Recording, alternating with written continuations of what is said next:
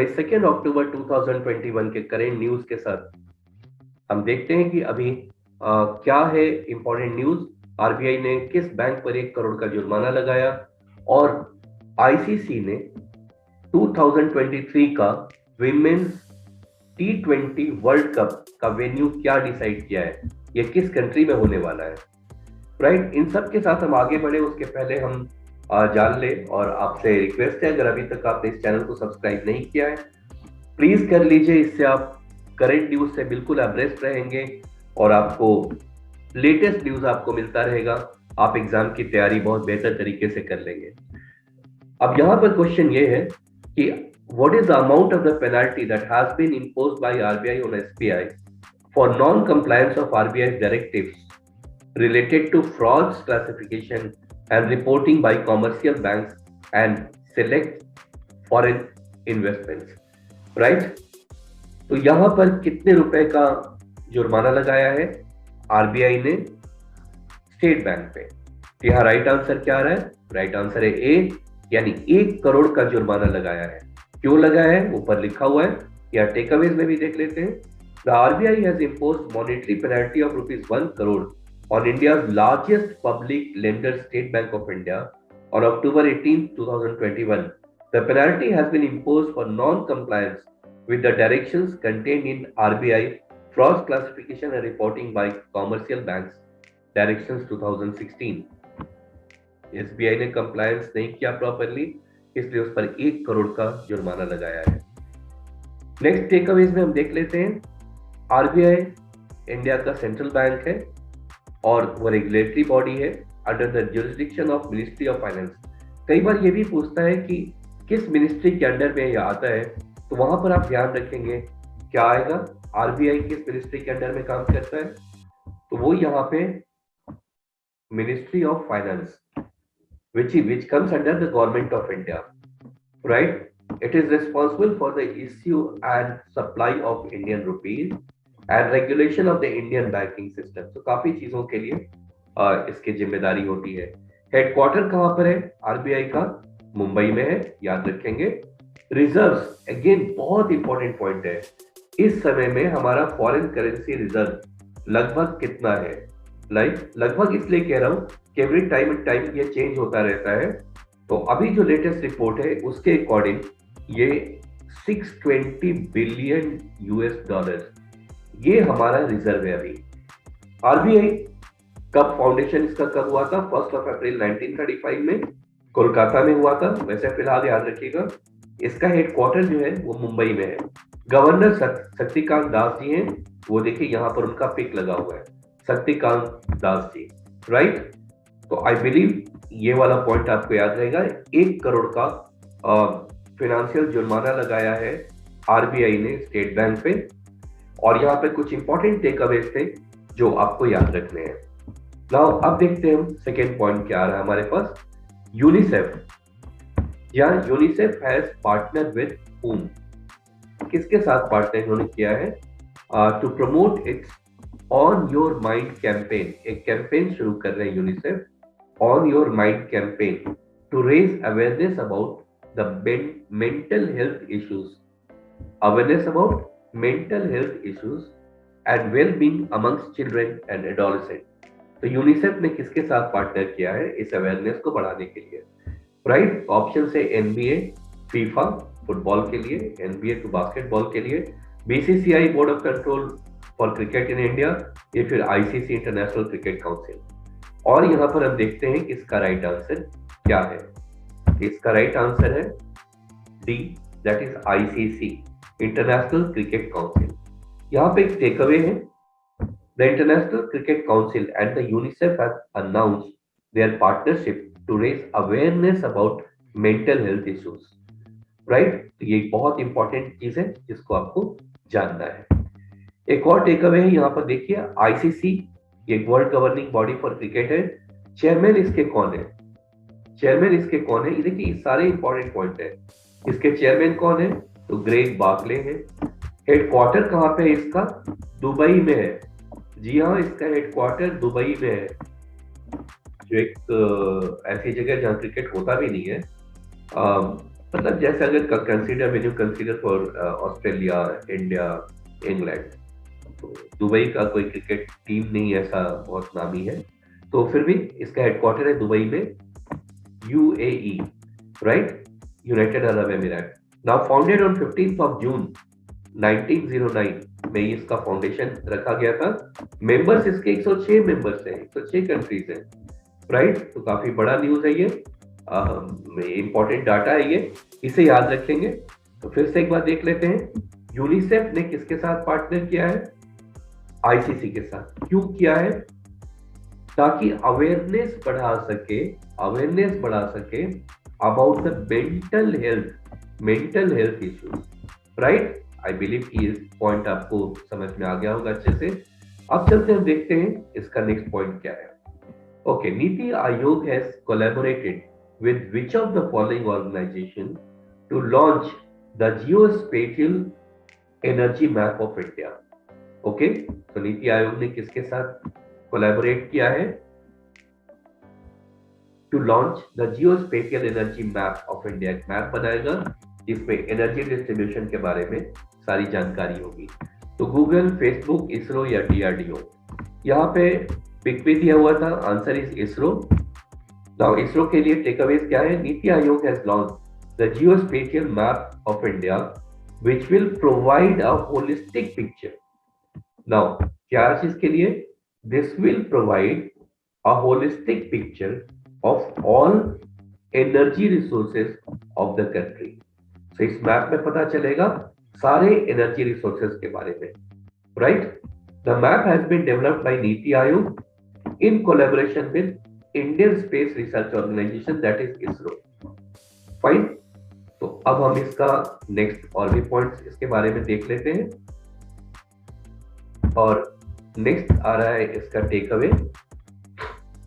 The Indian space research organisation or is the national space agency of India, headquartered in Bangalore.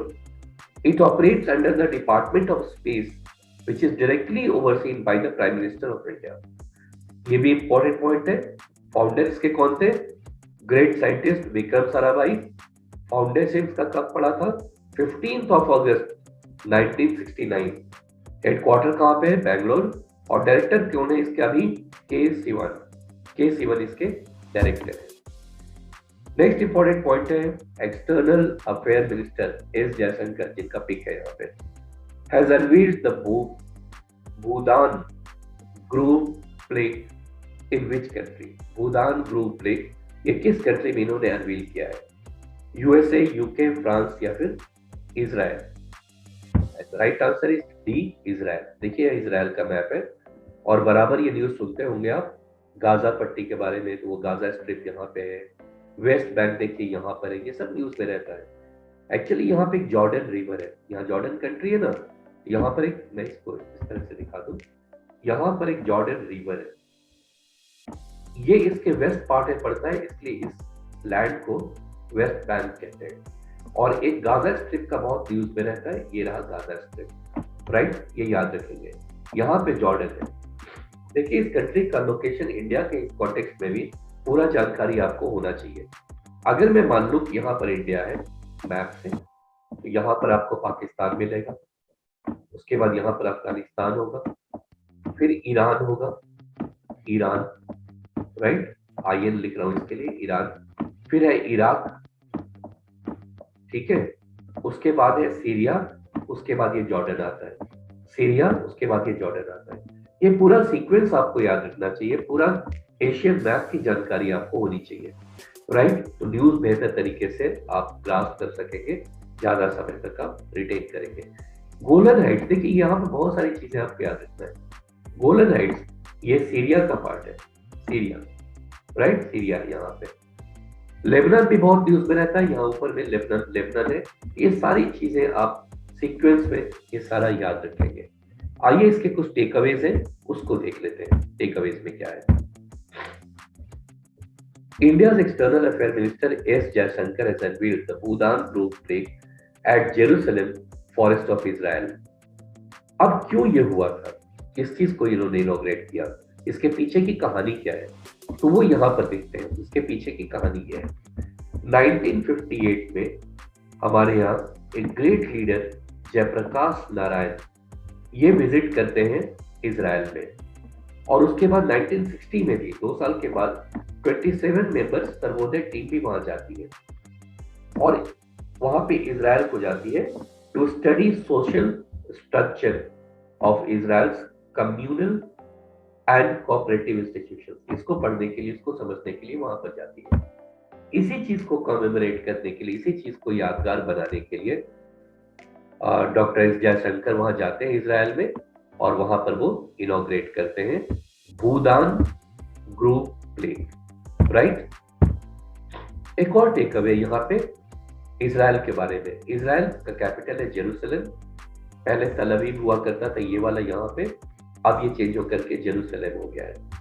President यहाँ के Isaac Herzog है और PM Naftali Bennett, ये बहुत news में रहते हैं इसलिए इसको याद रखिएगा। पीएम नेफ्ताली बेनेट हाल ही में बने ये, और करेंसी यहाँ का इजरायली शेकेल है, इजरायली शेकेल है। राइट नाउ अब आ गया एक और news important. Actor William Shatner, ये रहे actor William Shatner, right, who became the oldest person ever in space। अब ये नॉर्मल कोई ये एस्ट्रोनॉट नहीं है, और ये एक तो एज भी ऑलमोस्ट 90 ईयर्स है इनका एज, और ये स्पेस में गए। आखिर ये हुआ कैसे, वो स्टोरी समझ लेते हैं। He travelled abroad the rocket ship of which agency, तो जिस रॉकेट में ये गए वो किस एजेंसी का है। ऑप्शंस यहाँ पे virgin galactic, blue origin, SpaceX या यूनाइटेड लॉन्च अलायंस। राइट, इसका राइट आंसर है ब्लू ओरिजिन। अब ये जो है इस कंपनी के मालिक कौन है, ये जेफ बेजोस, ये वाले। राइट, आइए देखते हैं इसका टेक अवे क्या है। Actor William Shatner flew abroad a Blue Origin rocket ship on the suborbital trip and landed in the Texas desert to become, at the age 90, the oldest person ever in space. Right? Blue Origin, अब ये जो company है किसकी है, ये US billionaire businessman है Jeff Bezos, ये Jeff Bezos की कंपनी है। Okay, he carried out the second tourist flight, second time ये एक और पहले कर चुके हैं ये flight. Shatner was one of the 4 passengers aboard the fully autonomous New Shepard spacecraft. Okay, now अगला पॉइंट हमारा क्या आ रहा है। ओके, नेक्स्ट पॉइंट है डॉक्टर एपीजे अब्दुल कलाम प्रेरणा स्थल। अब ये कहां पर ये बना है, डॉक्टर एपीजे अब्दुल कलाम प्रेरणा स्थल। It was inaugurated at Naval Science and Technology Laboratory, located in which city? Right? बहुतों के ये प्रेरणा स्रोत है, और तो इनका एक प्रेरणा स्थल बनाया गया है कहाँ पे, कोची, विशाखापट्टनम, चेन्नई या Bhubaneswar. And the right answer is B, Visakhapatnam. Take away क्या है, doctor APJ Abdul Kalam Prerana Sthal was inaugurated at Naval Science and Technology Laboratory at Visakhapatnam. It was inaugurated on the occasion of 90th birth anniversary of Bharat Ratna. ये Bharat Ratna award भी मिला है, highest award doctor APJ Abdul Kalam. Right, now next point आता है, what is the theme of the world sight day 2021। Recently ये world sight day मनाया गया 2021, इसका थीम क्या था। Normally it is for prevention of avoidable blindness. बहुत सारे ऐसे ब्लाइंडनेस के कॉज होते हैं जो अवॉइडेबल होते हैं, आप अगर थोड़ा ध्यान दें तो जरूरी नहीं है वो ब्लाइंडनेस आपको हो। तो फिलहाल 2021 का थीम क्या था, love your eyes, donate eyes, eyes health matters, या फिर साइट फर्स्ट। और right answer is a, love your eyes. Yes, अपने आंखों को बिल्कुल तवज्जो दीजिए, उसको प्यार कीजिए, और ताकि कोई बात नहीं आ पाए उस पर। नाउ स्टूडेंट, इसका टेक अवेज थोड़ा सा यहाँ प्रॉब्लम हो रही है, मुझे टेक अवेज बता देना। एनीवेज, कुछ नहीं। Which country is to play host to the next women's T20 world cup in February 2023। 2023 का T20 विमेंस वर्ल्ड कप का वेन्यू क्या है? तो फ्रेंड्स, पहले तो यहाँ पर ये ब्लिंक कर रहा है कि अगर आपने अभी तक इसे सब्सक्राइब नहीं किया है और सब्सक्राइब कीजिए, अपने फ्रेंड्स से शेयर कीजिए ताकि करंट न्यूज से आप अपडेट रहे। ऑप्शंस यहाँ पे है इंडिया, साउथ अफ्रीका, ऑस्ट्रेलिया या UAE. And the right answer is B, South Africa. Take aways क्या है? The ICC recently announced that the next women's T20 world cup would be held in February 2023 in South Africa. याद रखिएगा, south Africa. Earlier it was announced that the Women's T20 World Cup was earlier scheduled to be held in November 2022, लेकिन उसको आगे बढ़ा करके फरवरी 2023 में कर दिया गया। ये बाईएनियल टूर्नामेंट होता है, 2-2 साल पर होता है। और इस बार भी देखिए 2021 में भी जो टूर्नामेंट होना था न्यूजीलैंड में, उसको बढ़ा के 2022 में कर दिया गया, राइट। नाउ टेकअवेज यहाँ का, the ICC T20 Women's T20 World Cup is the biennial international championship for women's T20 international cricket. The event is organized by the sports governing body, the ICC, with the first edition having been held in England in 2009. इसकी शुरुआत हुई थी women's world cup की T20 की 2009 में, और हर 2 साल पर यह होता है। करंट चैंपियन कौन है? तो करंट चैंपियन ऑस्ट्रेलिया है, 5 बार जीता इन्होंने, 5th टाइटल था इनका। नेक्स्ट एडिशन है 2023 में साउथ अफ्रीका में, और नंबर ऑफ टीम्स खेलेंगी इसमें 10, राइट। नाउ आज का लास्ट पॉइंट है, इंपॉर्टेंट है भी, which country offered official recognition to yogasana as the competitive sports.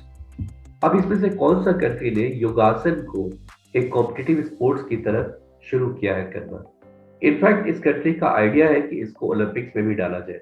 अगर सिंक्रोनाइज स्विमिंग अगर आ सकता है ओलंपिक्स में, तो फिर योगा क्यों नहीं? इसके भी बहुत से आंसर है, बहुत सारी चीजें हैं इसमें, राइट। तो ये 4 ऑप्शन में क्या है राइट आंसर? राइट आंसर है डी, इंडिया। इंडिया ने वर्ल्ड योगा डे 21 जून को जो मनाया जाता है, वो इंडिया के इनिशिएटिव से ही अब यूनाइटेड नेशंस इसको रिकॉग्नाइज करता है, और ये पूरी दुनिया में वर्ल्ड योगा डे 21 जून को मनाया जाता है। अब अगला इनिशिएटिव भारत शुरू कर रहा है कि योगासना को वर्ल्ड लेवल पर एज ए स्पोर्ट्स रिकॉग्निशन मिले। फिलहाल इंडिया ने इसको रिकॉग्नाइज किया है। टेक अवेज देखते हैं। The government of India has recently offered official recognition to yoga as a competitive sports as a push to make it a part of Olympic games. तो ये लंबी दूरी तक ले जाना चाहता है ये देश। Now recently India established the National Yogasana Sports Federation of India. अब इसका एक स्पोर्ट्स फेडरेशन भी बन गया for the development of yoga as a competitive sports. Ministry of Youth Affairs and Sports and Ministry of Ayush are collaborating in this regard. Sporting leagues and competitions are being planned. काफी सारे हम sports events देखेंगे जिसमें योगा के different आसन करते हुए लोग दिखेंगे, बड़ा अच्छा लगेगा, नई चीज है ये। सो दैट्स ऑल फ्रेंड्स, 22 अक्टूबर का ये सारा न्यूज हम आपके पास दे दिए। Now if you are preparing for bank PO, RRB, SSC, CHSL, PCS, तो जल्दी से जल्दी हमें लिंक भेज सकते हैं, हमसे कॉन्टैक्ट कर सकते हैं selecteffort@gmail.com। Please don't forget to like, share, comment और सब्सक्राइब। और हाँ, खुद तो सब्सक्राइब कर लीजिए, अपने फ्रेंड्स को भी बोलिए, शेयर कीजिए। So that's all for today. Thank you so much.